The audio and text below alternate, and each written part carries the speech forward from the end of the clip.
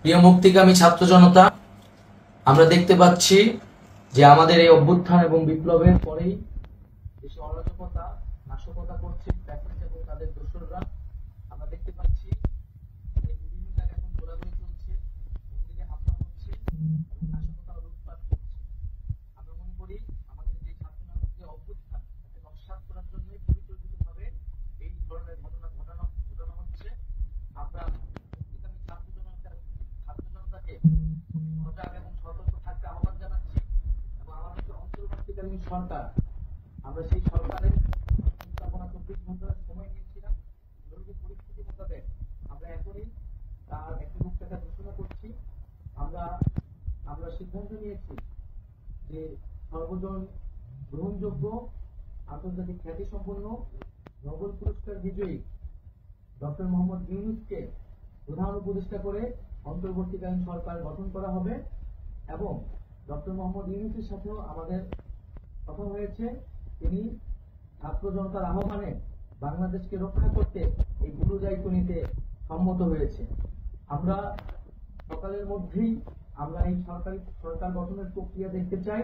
রাষ্ট্রপতির কাছে আহ্বান থাকবে যে দ্রুত সময়ের মধ্যে ডক্টর মোহাম্মদ ইউনূসকে প্রধান উপদেষ্টা করে অন্তর্বর্তীকালীন সরকার গঠন করা হোক এবং এই অন্তর্বর্তীকালীন সরকারের বাকি সদস্যদের নামও আমরা সকালের মধ্যে ঘোষণা করব।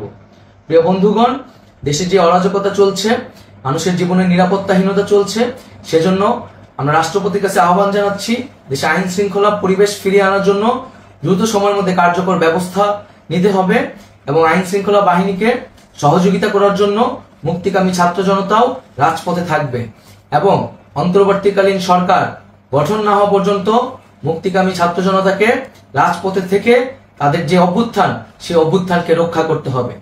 প্রিয় বন্ধুগণ, আমরা রক্ত দিয়েছি, শহীদ হয়েছি। আমাদের যে প্রতিশ্রুতি একটি নতুন বাংলাদেশ গঠন করার জন্য, সেটিকে আমাদের অবশ্যই বাস্তবায়ন করতে হবে এবং অবশ্যই ছাত্র জনতার প্রস্তাবিত সরকার বাদে কোনো ধরনের সরকার কিন্তু মেনে নেওয়া হবে না।